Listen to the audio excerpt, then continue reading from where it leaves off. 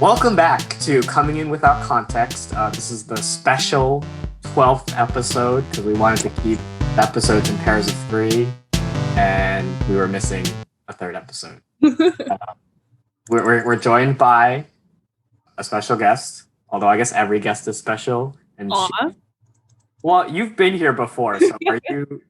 I guess I'm a little less special. Or yeah, I would say I'm probably a little less special now. okay, Or maybe I'm really special because I'm the first person to be re-invited back. yeah, that's what I was wondering. I guess up to you guys as the hosts. Yeah, well, I'm here. My name is Dylan, and Hope is also over there. Yep. And today we are going to do something we haven't done before, but makes sense with the structure of this. We're going to review some movies that we saw recently.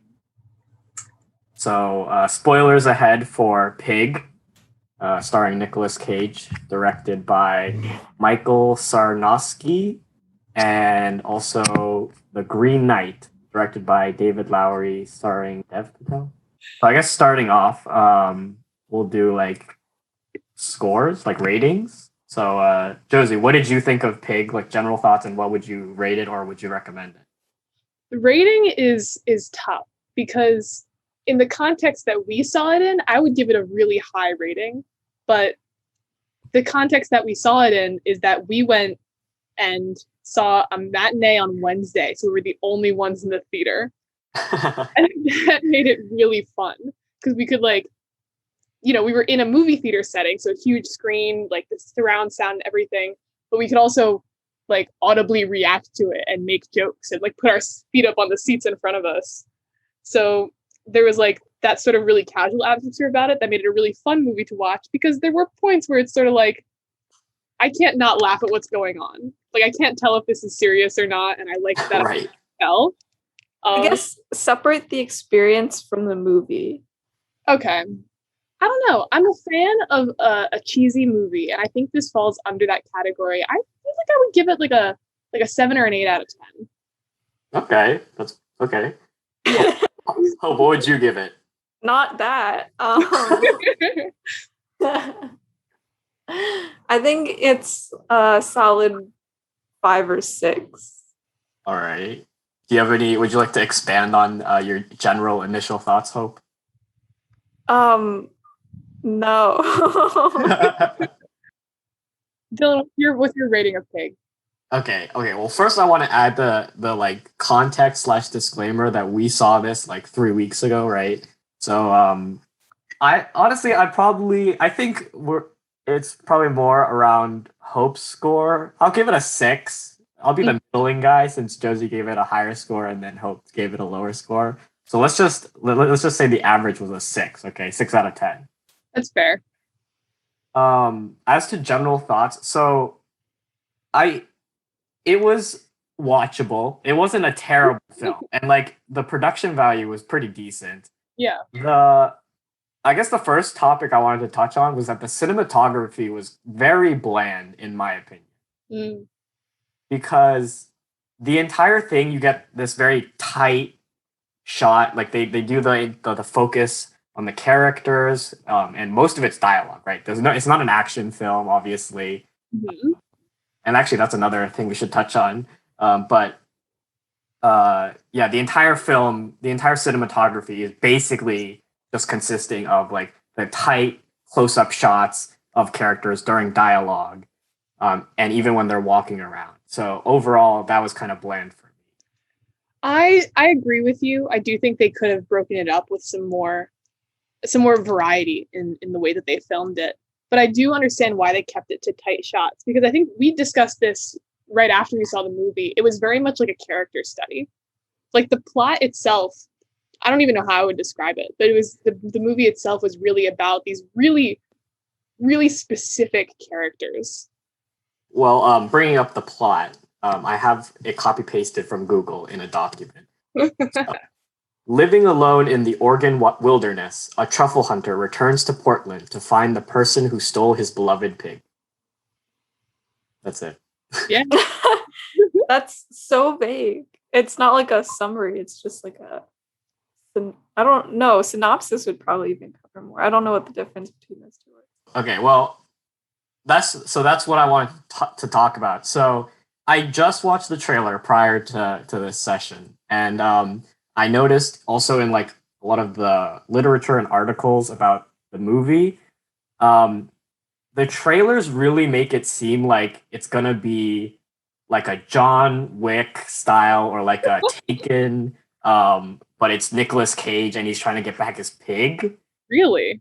Like they make it really gritty and they make it look like it's going to be more violent and more action packed than it actually is. Okay. There's like zero action. It's a very emotional film. Yeah. To be fair, there was that one shot when they initially steal the pig and he gets domed and he full of blood, which was pretty gnarly. I kind of like that. There's also the random underground beating homeless people up. Yeah. Oh yeah. That was not relevant to the rest of the plot. Like, listen, they were trying to create a world. That's what I'm thinking. They were trying to create a world like in John Wick. You know, there's the whole underground world that normal people don't know about. They were trying to create that, but without like making it a series or like. Yeah. And I would argue, as the resident defender of this film, I think that scene did have a purpose in that it sort of made it was the way for the audience to start to realize like, oh, this guy's like an actual like big name. Like he's not just some random dude living out in the forest. Like he has a reputation because he wrote his name on the board and everyone there immediately knew who he was. I mean, but we already had that when he goes and brings the guy like some food and he's like, you used to mean something to people. Now you don't exist. You don't exist. You don't exist. And he like repeats it like 3 times. And he's like, and then the other guy's like, oh, like, how do you even know him? And it's clear that like that guy's big. And so then it's like, what's going on? Well, yeah, that gives you the what's going on. But then like there's that fight scene underground is sort of like, oh, he really is a big deal. It's not just this one guy. It's like everybody knows his name. I think overall, the lack of like that significance, like it doesn't come up again really. It kind of it plays to the overall themes and like message of the story, right? So we can further discuss this, but what I got from it was that there was a lot of of like preaching and philosophical talk about what is real, right? Mm-hmm. And then like a little bit on like materialism and being fake and not needing a reason to love something or to do something overall. What do you guys think about that? I want you to expand on the not needing a reason to love something or do something, because I think I know where you're getting that in the plot, but I want you to be more specific. Yeah, so this, I have to give, I think, most of the credit to Hope, because we were... I was going to say, that was mostly my idea. Yeah.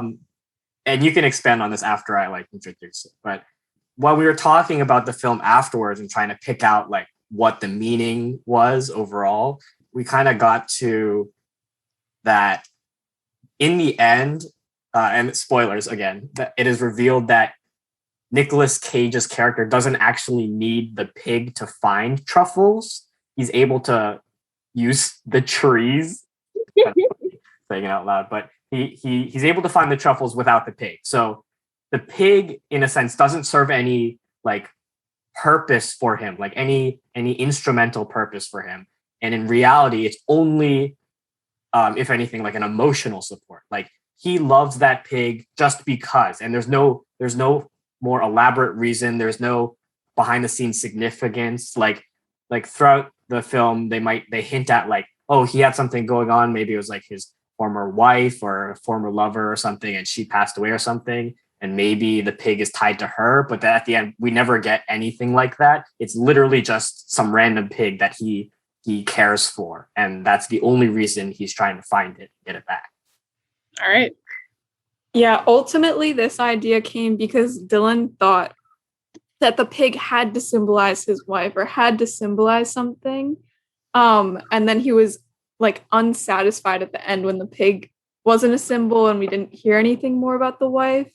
And I was like, well, he just wanted the pig because like he loved the pig and that's it. Like that's all he needed. He loved the pig. So he went after it and it didn't need to be a symbol for his wife. It didn't need to be a symbol for his grief about something else. He just loved that pig and wanted it back. And then it passed away and like, yeah, that was it. Mm-hmm. I want to add, in my research, this is sort of, I guess, one of the fun facts I found. And I don't know if you two knew this, but apparently they don't use pigs anymore for truffle hunting. They use dogs, which is, I mean, dogs are known for their sense of smell and stuff. Yeah, but they're used for everything. Give pigs something. I actually thought prior that before like finding this out, I had thought that dogs weren't able to find truffles. I don't know why I thought this. It must have been like a misconception or something. But I thought like I knew that they use pigs, and I thought it was for like a particular reason that dogs weren't able to do the job. But yeah, apparently dogs are the truffle hunters these days, and you know, dogs are easier to handle, so it makes sense.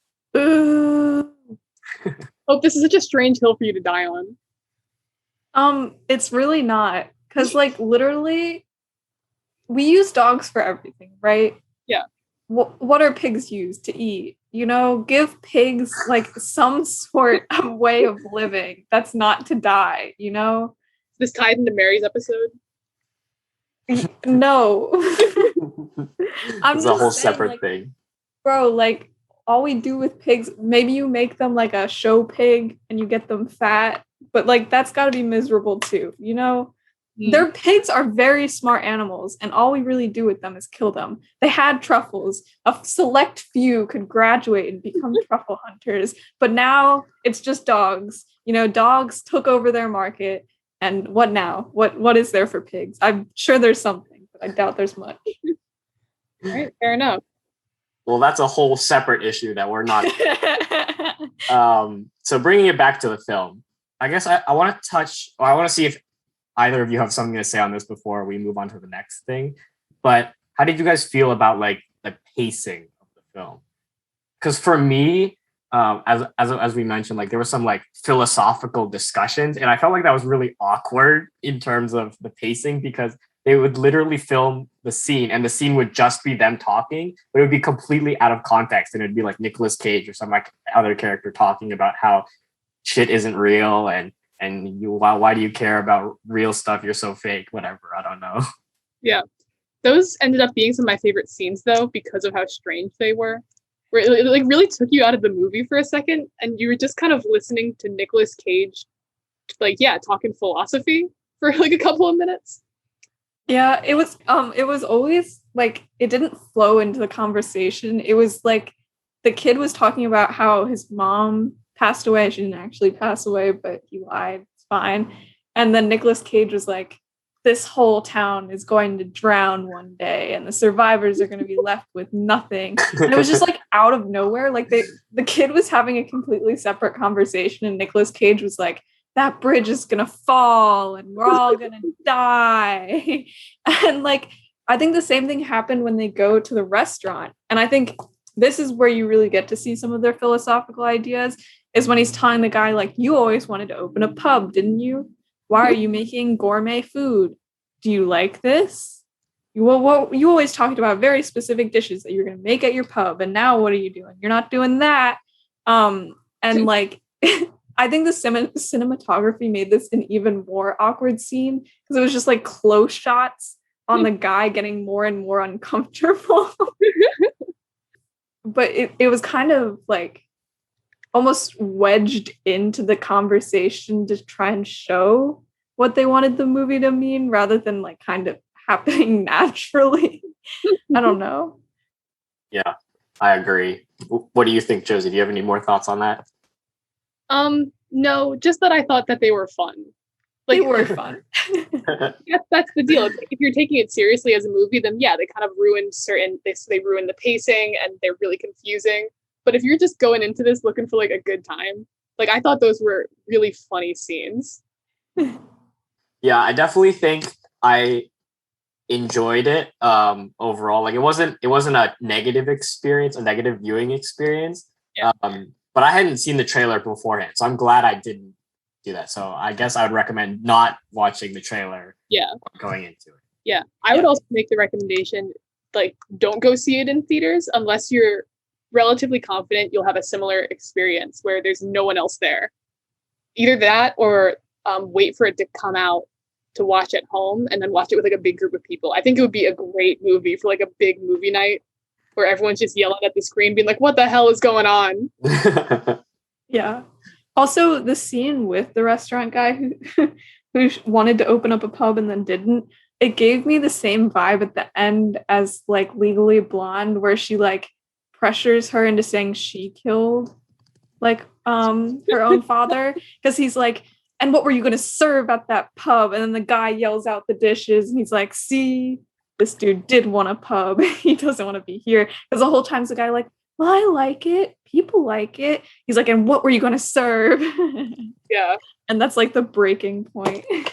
I love your reference of Legally Blonde specifically, because you're right, that is a very cliche thing where it's like someone's trying to like wrench something out of somebody, like a confession or them to admit something, and then it finally like bursts out of them. But Legally Blonde is such a great example, especially when trying to compare it with this movie. That's really funny.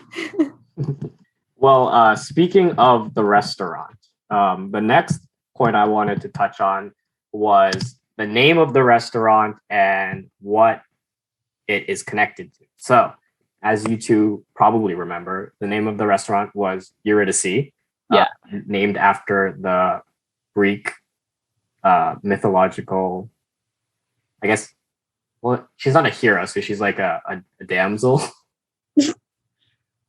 or a mythological victim. How about that? Sure. From the story of Orpheus. I feel like most people know the story, but yeah, I guess, do you guys want to just jump into that? Like explain the story?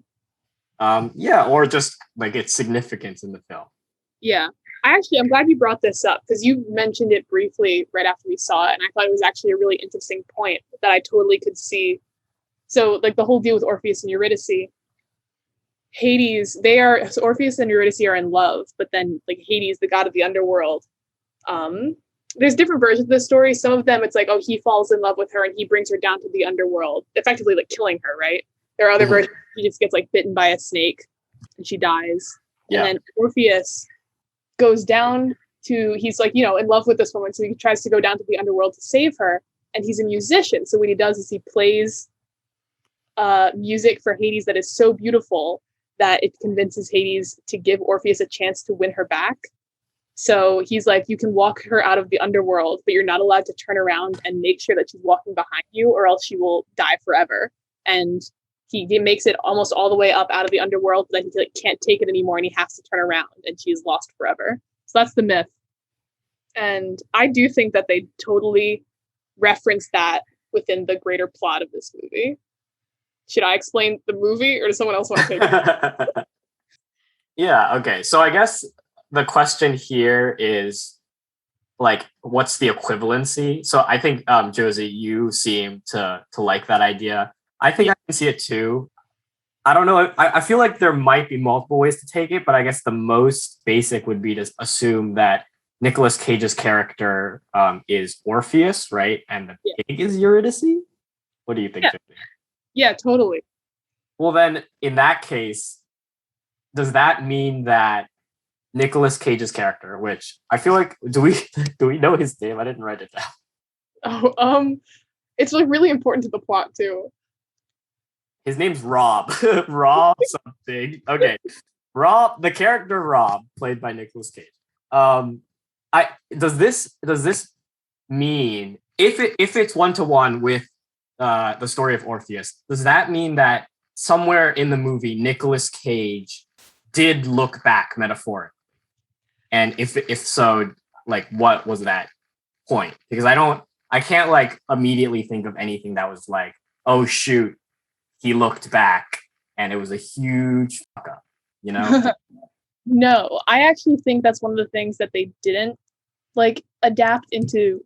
If we're calling this a version of the story of Orpheus and Eurydice, I think that's one of the things that they did not bring into it. And I would equate, because the whole deal is that he goes to the guy, the really big restaurant man, and convinces him, basically like cooks this incredible dish, which is his equivalent of like singing a beautiful song, that convinces him to tell him the truth about the pig, which is that the pig died. Like the pig has been dead this entire time.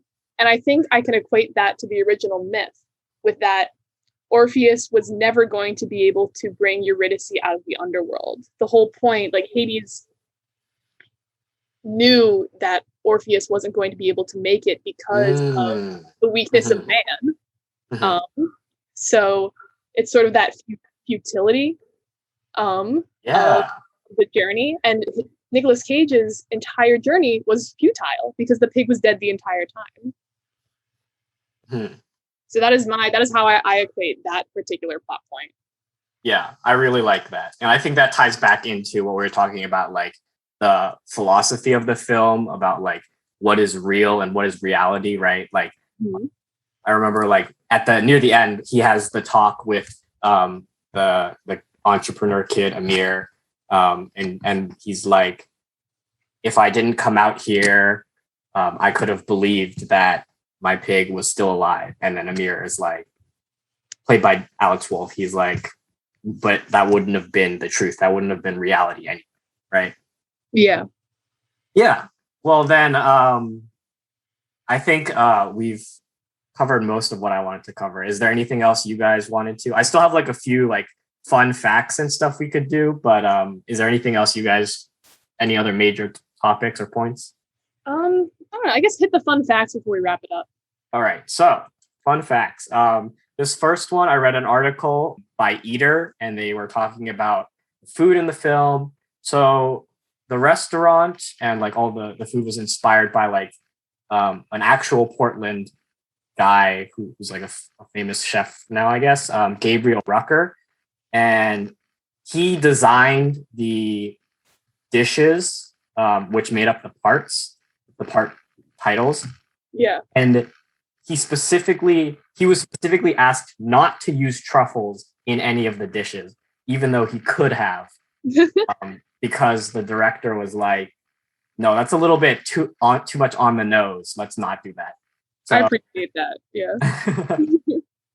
So then to go over the dishes, part one was rustic mushroom tart. Oh, okay.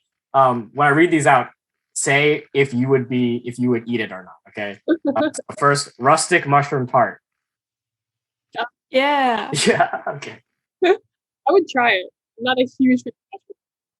Part two was mom's French toast. That's the first one. Yes, of course. Yeah, that's kind of a given. So not my mom's French toast. And deconstructed scallops. No. No, for the sole reason I'm vegetarian and do not eat fish. Okay. And then lastly, part three, and I can expand on this. Part three was called A Bird, a Bottle, and a Salted Baguette. And the dish that they prepared was pigeon with foraged chanterelle, mushrooms, and huckleberries. Mm-hmm.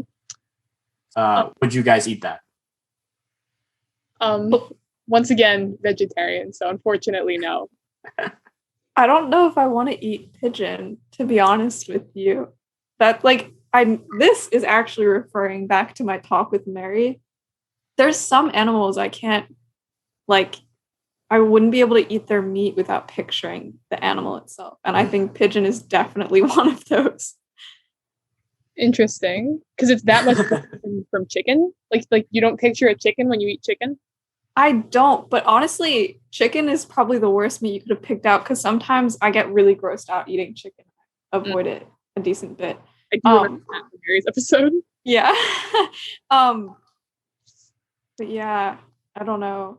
I had an experience with what you're describing, Hope, just yesterday when I went to an Italian restaurant, and I got a seafood dish and they served squid, right? And the squid, most of the pieces were cut up to look like onion rings. Yeah. But I don't know if they forgot or if it was on purpose. One of the pieces, I could still see the fins of head fins, and I was like, damn, this makes me feel terrible. Jeez. The other day, I went and got Korean barbecue with Stephanie, and she ordered octopus, and it was like full, like baby octopus, and I it was so scary. I couldn't like, and she ate all three, and I was like, ah. And she didn't even say it tasted that good, and I was like, was it worth it then to make me have to look at that? Like, you cooking them? Because literally with Korean barbecue, you cook it right, and like you do the cooking. Oh my god, it was too much. All right. This will be the last fun fact I have, and then we can move on to the Green Knight. So for the film, and I thought it was CGI, but it was apparently a real pig, okay? And it wasn't like... You thought the pig was CGI? I mean, the pig looked really cute, but like I thought it was fake. I'm gonna be honest. Wasn't doing any stunts or anything. It's so much cheaper just to get a pig. Okay, you know, when you put it that way, that makes more sense logically. But at the time, I was like, man, CGI's come so far. That pig looks great. It was really cute. Yeah. But it wasn't a trained pig. It wasn't like a stunt pig that they use in movies. It was just some random pig they literally found on a farm. And I discovered this right before we started this session from watching a video. It was too expensive to actually hire a trained pig. So they just went to a farm and they were like, hey, that pig looks cute. Do you want to be in the video? And the pig was like, "Oink." And then they got the pig. Her name is Brandy. Aww. And apparently she was a bit of a diva. She would only obey commands if you gave her food, like immediately in the scene. And that's why he kept feeding her in all the scenes she was in. She would only respond to food, is what the cast said. So that was the last fun fact. I thought that was pretty cute. It is pretty cute. Well, now we will move on to the Green Knight. Spoilers for that. I feel like that's a given. I've said it 3 times now. I will read the synopsis, and then since only Hope and I saw this, Josie, you're just tagging along, and you can like ask questions, you can comment on what's going on. You can even pretend you saw this scene and make comments. Yeah, that'd be great. That'd be the ideal, Josie, if you pretended you saw. Perfect. I'm keeping this podcast on brand by having no context for this movie. Yes. All right. So, according to Google, the synopsis is: King Arthur's headstrong nephew embarks on a daring quest to confront the Green Knight, a mysterious giant who appears at Camelot. Risking his head, he sets off on an epic adventure to prove himself before his family and court. All right. So, based off the description, I'm picturing like the Jolly Green Giant. Not particularly. He was a bit more rugged. Yeah. Okay, to give you a slightly better summary, this kid goes to like brothels every night. He's just kind of like he's there. His mom's a witch. You find that out pretty early on. She's pretty witchy. His uncle, his mom's brother, is King Arthur. And so he goes to this Christmas party. His mom doesn't attend because she's off doing witchy stuff. And King Arthur sits him by his side and he's like, yo, you're my own flesh and blood, but I ain't never talked to you before. So what you like? And he's like, I ain't got nothing. Yeah, he's like, do you have any stories to tell? And he's like, I have no stories to tell. And then the queen's like, you have no stories to tell yet. Well, anyways, his mom summons up this dude who comes marching in. He's basically a tree. And he's like, hello, anybody want to fight me? If you do, any blow you deal to me, I'll deal to you in a year's time. And so, of course, the nephew's like, hey, I want to do that. Let's do that. And so then the nephew cuts off his head. Oh. And for a whole year, he sits in anxiety, waiting to go on this journey to see if his own head will be cut off. Yeah, so, well, he's not just sitting around for the full year. He's still acting the same and going to brothels and wasting away and drinking and stuff. Yeah. So this is Much less merrily, though. yeah. Can't get So his this has dick been up described anymore. as a coming of age story, which I can see that. I didn't think it was going to be a coming of age story going into it, but yeah, I definitely see that. It's based on a poem written by an unknown author, and there's only one copy of the poem, like the original copy. There's only one of it in existence. And the nephew is a part of the round table, but this is sort of like the story of how he got onto the round table. So before he was just some kid, he just happened to be related to King Arthur, but then he goes on this adventure and he gains a seat at the green table. Yeah. Round table. Yeah, sorry. Did I say the green table? His name is Sir. Okay. Here's the pronunciations are debated. So the main two, you can either say Gawain or Gawain, and it's How did they pronounce it in the movie? They use three pronunciations. Oh, it's spelled Gawain, but the three pronunciations are Gawain, Gawain, or Garwin, which is how only one character in the film pronounces it, and they just let him do that because they were like, yeah, that seems fun. I was really confused every time he said it that way. I kind of like Garwin because it gives it a good emphasis, but yeah, that's probably the least correct interpretation of how to pronounce it. So yeah, Hope, what are your overall thoughts? Like, what would you rate it? Stuff like that. So I actually really enjoyed this movie. I know it's definitely not everyone's cup of tea. Like I know, for example, my dad would probably fall asleep watching it. But I would give it like a 7 or 8. So I really liked it. Explaining why. It was just fun. I would also rate it higher than Pig. I think it was just more cohesive as a story, and I appreciated that.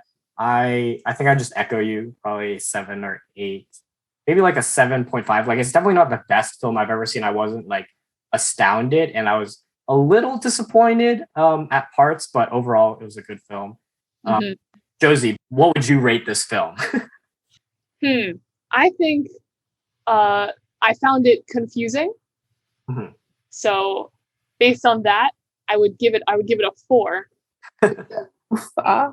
With the expectation that my rating will increase when I actually see this movie.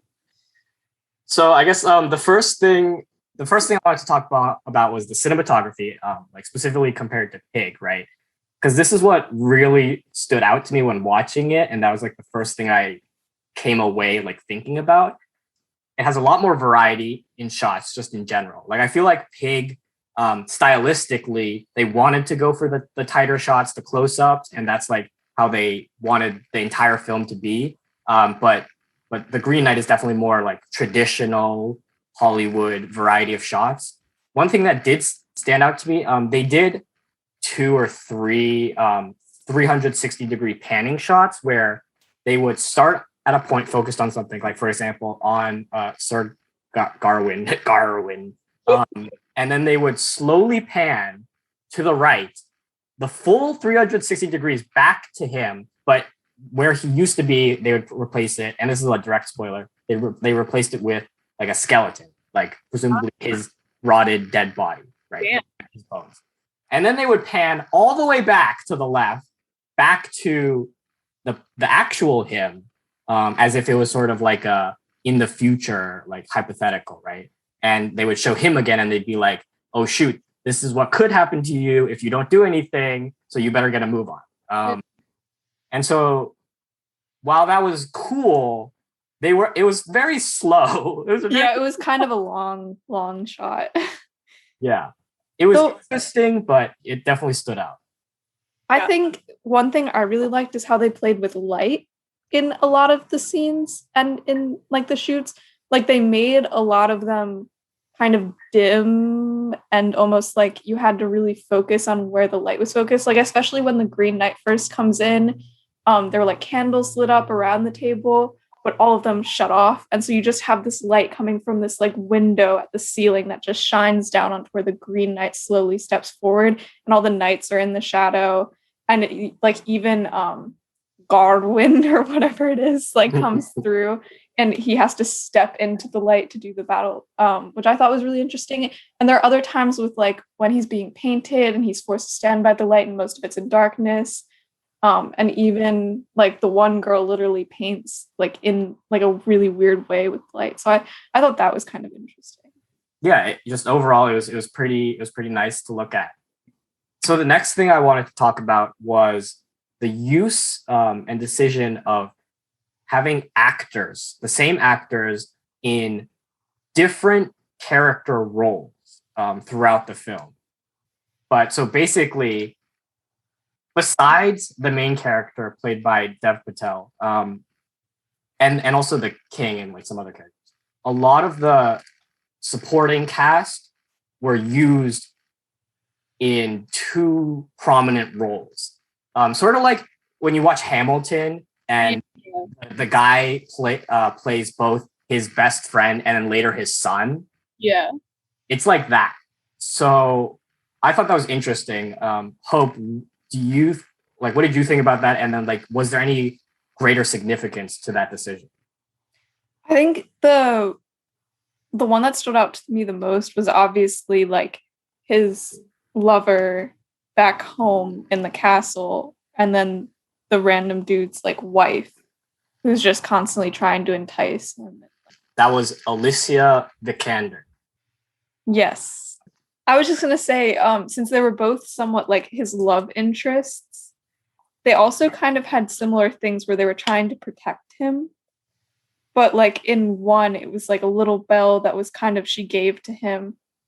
And then the other was almost like she was almost trying to see like how much of a wimp he was. Like, would he take this belt? And she's like, "You're no knight." Versus the other girl who was telling him like, yeah, he's silly for going because he might die. But ultimately she gives him a belt to like protect him, but it doesn't really have significance. But the one girl gives her a belt and it's to like try and save his life, and it uses witchcraft.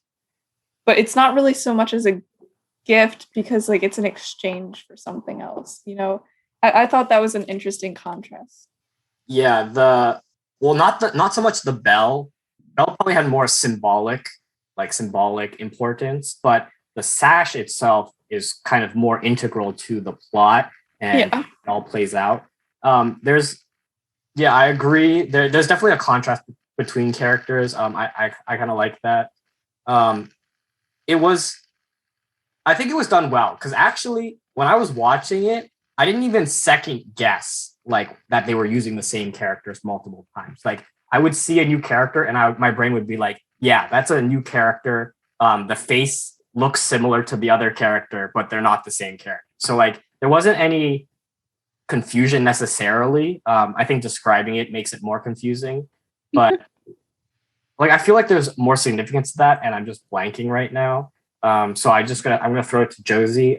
Josie, what do you think about using multiple characters for different roles throughout the film? I think it's a really interesting choice that I would love to hear what the director's like intent was behind it, because you know you can sit here and speculate, but there are a bunch of different reasons why someone might choose to do that. And for a big budget movie like this, I like it gets a little more specific. So I would really enjoy watching it and then like looking up some sort of interview.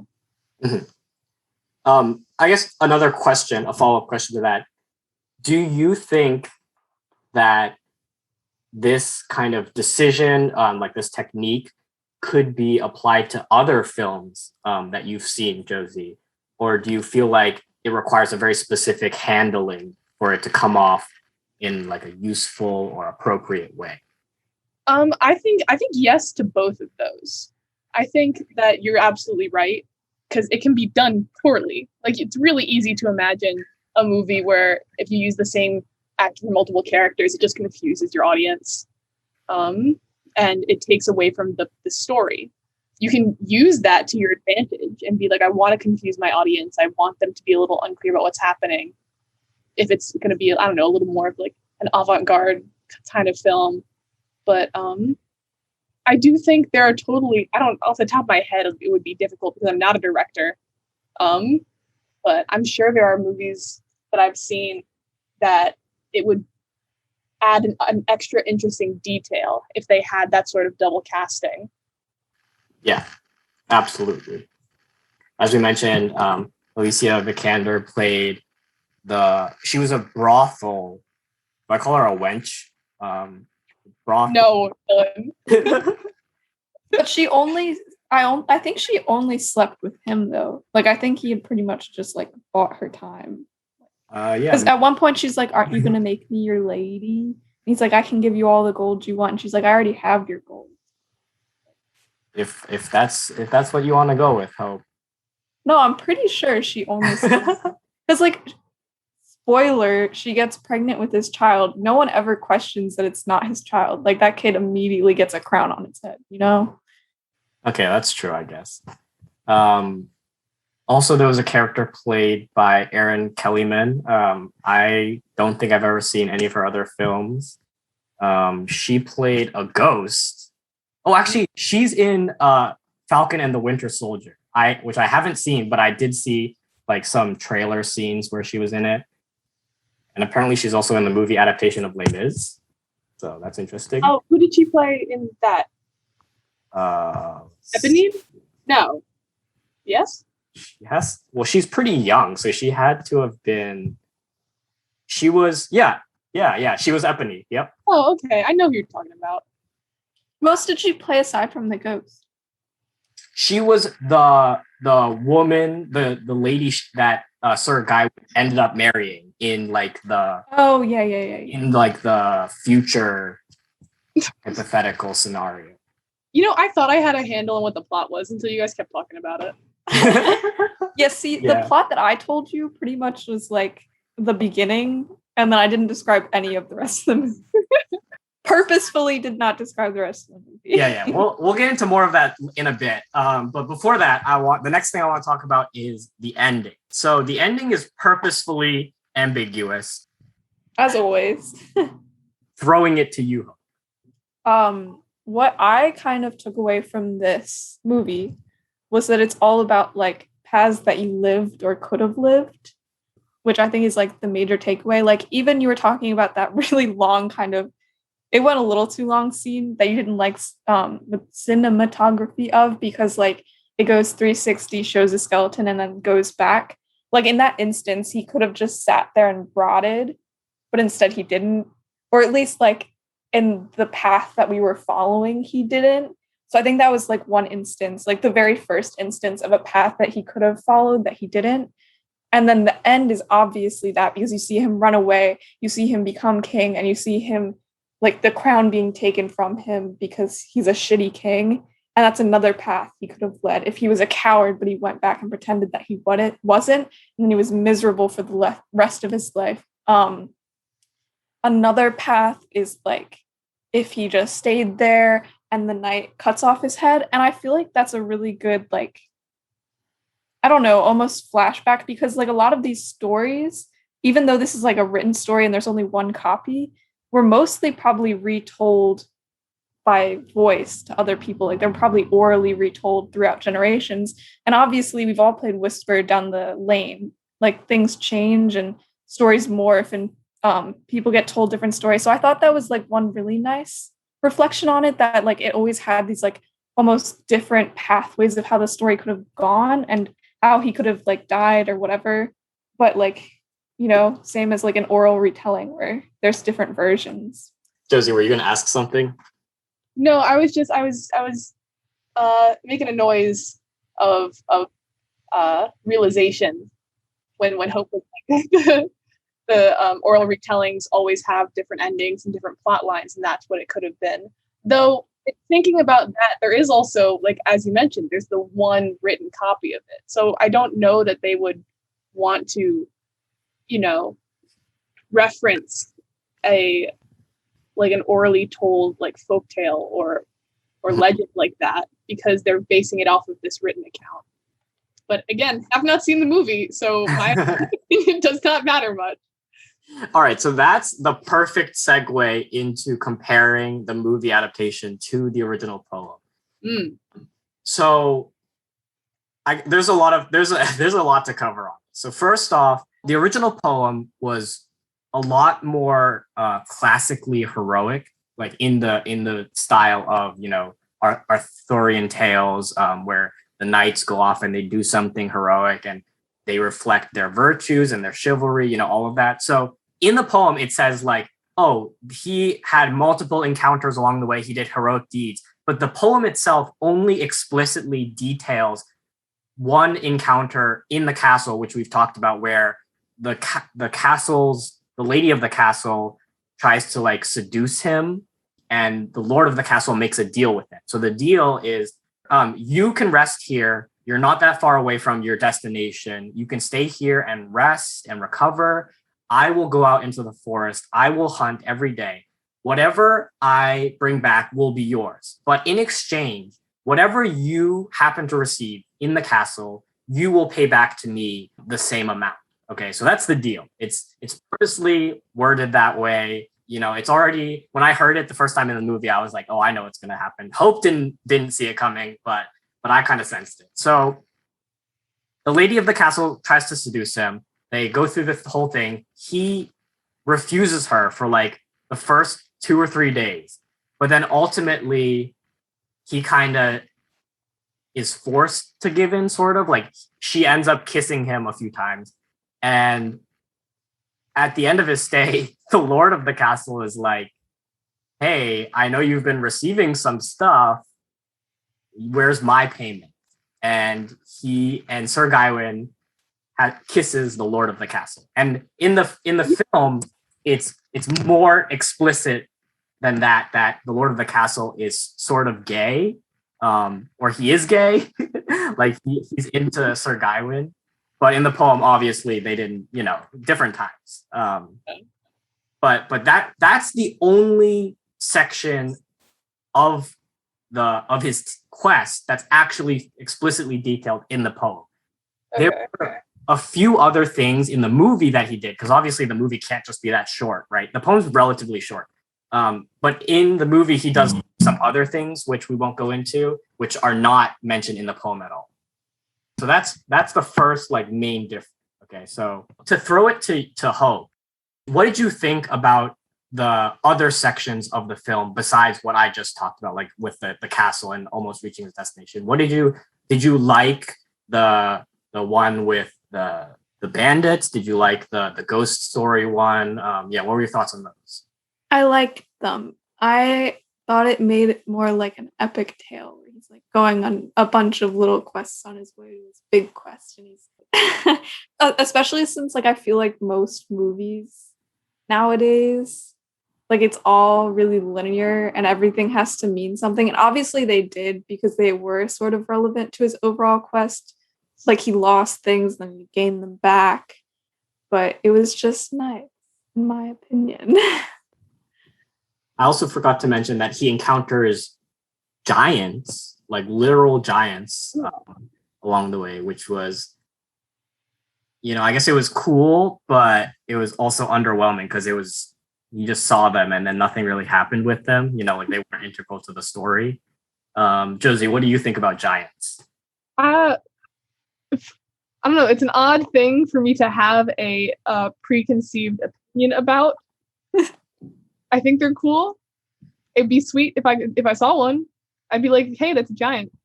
I don't know. So, okay, and now coming back to the ending of the poem, the original poem, how it ends is that Sir Gawain goes there, he accepts his fate, he's like, okay, I'm ready to have my head cut off.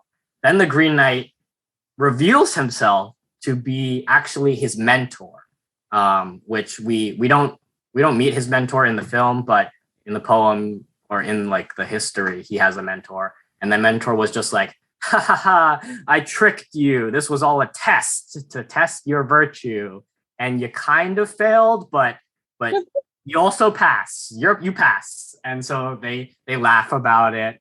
And then he becomes a knight of the Round Table, and his his defining trait is honesty, and also like living with your shame, because the sash, he got it through like kind of sketchy means. You know, he was gonna use it to get out of his punishments or out of the game. But at the end, he kind of comes to terms with himself, and he reveals the truth, and so he passes the test because he was honest and virtuous overall. Hope, what do you think about that and how the movie handled it?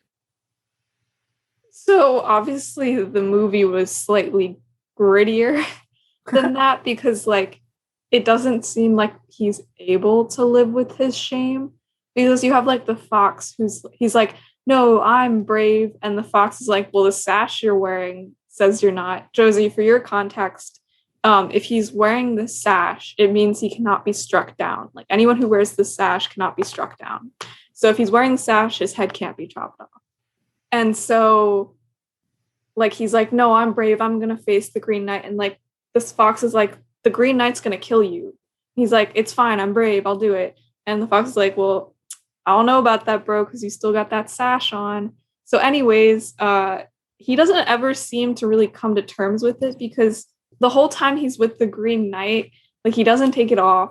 He always squirms away when the dude's trying to get chopping.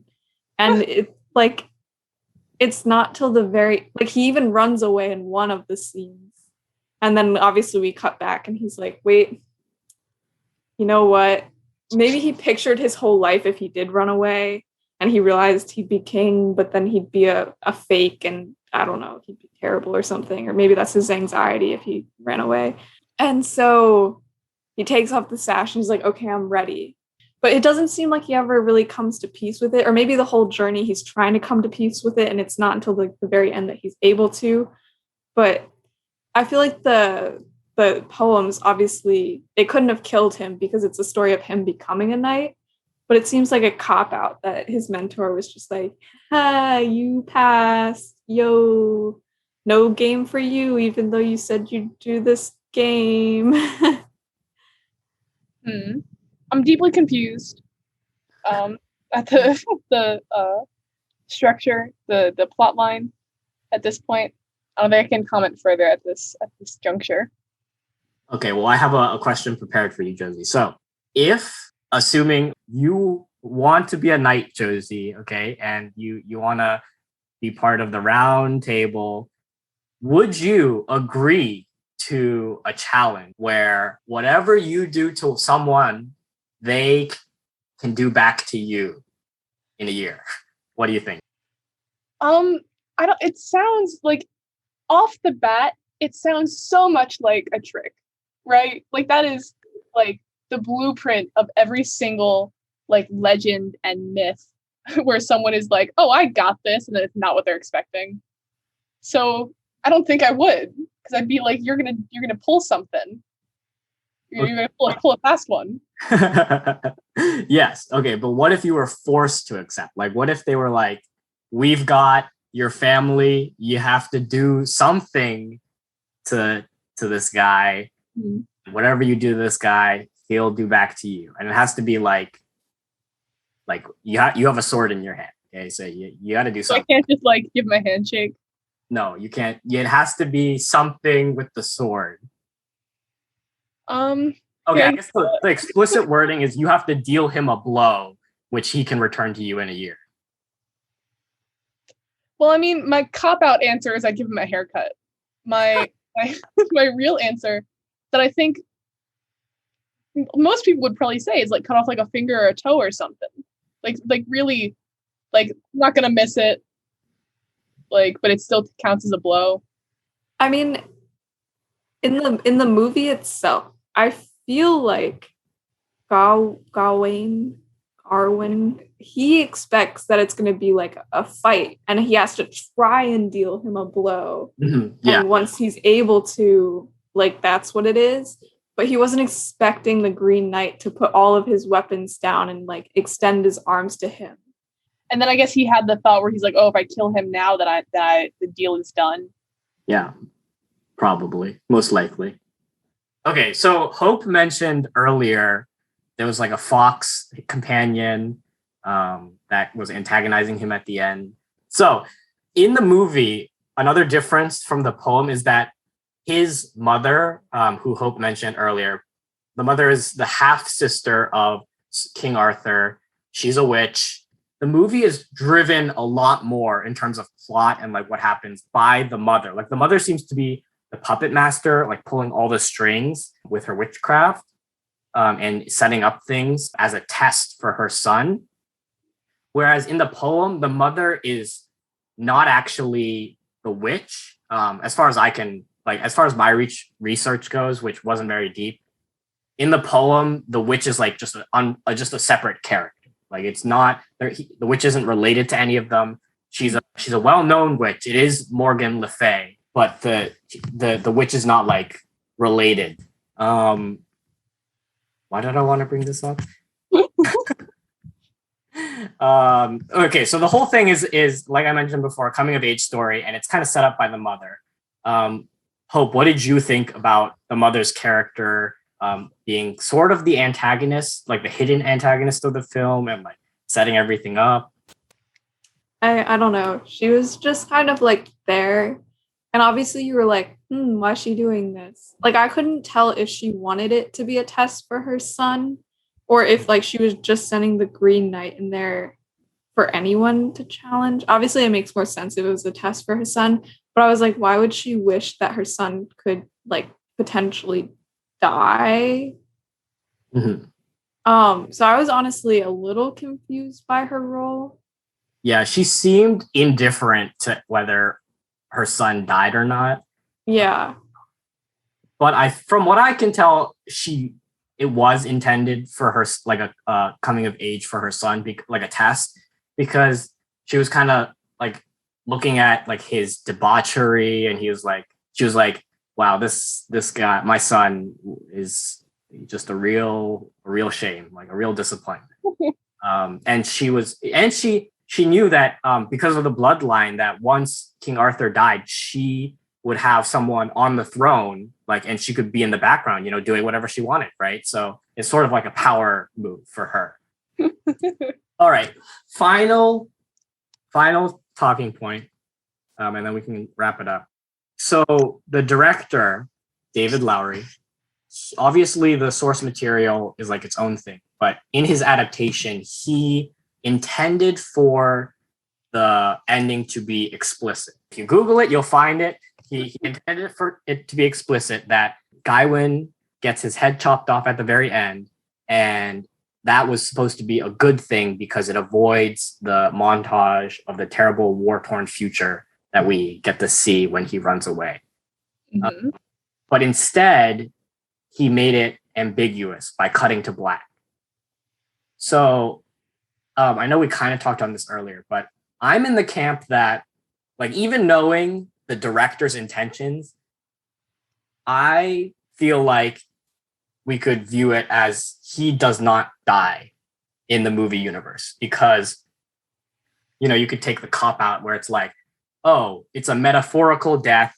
He's killing his past self that was like shameful and or shameless, I guess. And he was giving into his vices and his desires, and now he's going to turn over a new leaf and he's going to be a new person. But I feel like it's too hopeful to think that he's going to turn over a new leaf and be a new person. Even when he's with the Lord of the House and all that, the Lord's like, so why are you doing this? And like, doesn't he say like for honor? Yeah. But he seems really confused, and the Lord is like, so are you asking me that? Like, are you sure? And so, he doesn't even seem sure. Like, he thinks that doing this is going to make him honorable. But almost the Lord of the House almost doesn't believe it. He's like, so that's all you have to do to be honorable is this one thing, and suddenly you'll be honorable?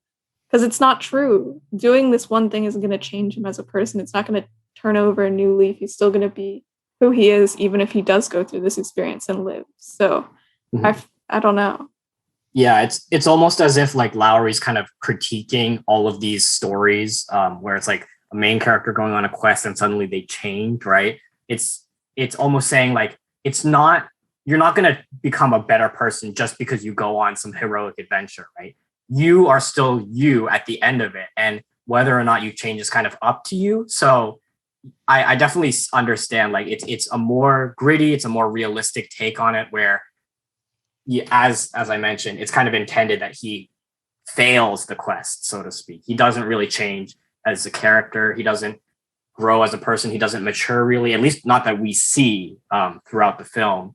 And so in that sense, perhaps he should have his head chopped off at the end.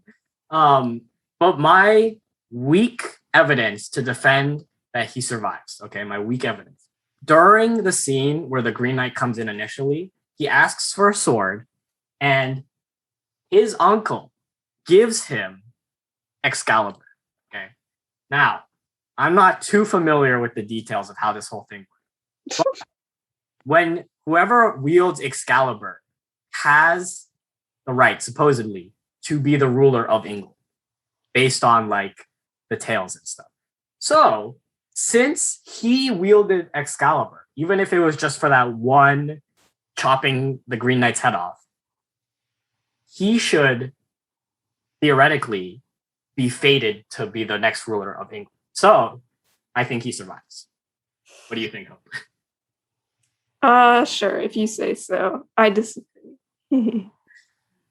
Josie, what do you think about like the almost cliched like heroic tale of people kind of changing after going on a quest? Like, what do you think are the merits to that, and do you think it's realistic in general? I don't know. I think it's tough to ask if it's realistic, because no, it's not. Because these situations that they're put in that force them to grow aren't realistic. They're like fantasy, like adventure situations that people don't get put through. So it's difficult to say as a regular person going through regular person life, that like whether or not going through those sort of trials and tribulations would like make someone grow as a person. You know, I don't think you can judge it off whether or not it's realistic. Yeah, I mean, his journey technically lasts like over the course of not a year, because he wastes most of the year, but like a week, right, Hope? Like like a week early, before Christmas, which is the day that like the fated day that he's supposed to meet the Green Knight. I feel like it was more than a week, but it definitely wasn't longer than like 3 weeks. Yeah, it was like maybe 10 days or something like that. I don't know. Because he got to the castle where they said it was like a day's ride away, 5 days before Christmas. Yeah, he was really early. But yeah, so like obviously you're probably not going to change over the course of 10 days, but I feel like it's not necessarily unrealistic, right? Like if you go through a traumatic experience, you're probably going to change. Like anyone would probably change. Yeah. So if you think about it, he's this sheltered, spoiled royal nephew. He spends his all day, every day in the brothel and drinking, and he's never done anything heroic, but he dreams of being a knight. And then he gets sent out on this quest, right, where supposedly, basically, he's being sent to his death, as far as he knows, because he chopped the guy's head off. The guy's going to chop his head off. As a normal human being, you can't survive very long with your head chopped. So he travels out, and then he has to go to his death. So, like, that's a lot to happen to this teenager. I'd call that traumatizing, that whole ordeal. Yeah, but I guess it's not like character growth. It's more like, yeah, just trauma. Just trauma. Well, that was it for the special edition of Coming In Without Context, episode 12. And I think we'll have another set of 3 episodes after this with another guest. But we'll see how that goes. And then after that, we're not sure, because we'll be abroad. And I don't know if I'll be able to edit when I'm abroad. So yeah, thanks for listening. This has been Coming In Without Context. Thank you, Josie, for staying with us for the majority of it, not knowing what we're talking about at all. Yeah, I'll be honest, I was kind of fading there for like the last couple of minutes. But yeah, it was fun. Yeah. And thanks. Did I already say thanks? Thanks for listening. Bye-bye.